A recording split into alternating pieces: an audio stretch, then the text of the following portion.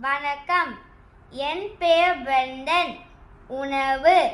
எனக்கு பிடித்த உணவு கோதுமை பராத்தா, பன்னீர் மசாலா. இது ஒரு சுவையான இந்திய உணவு.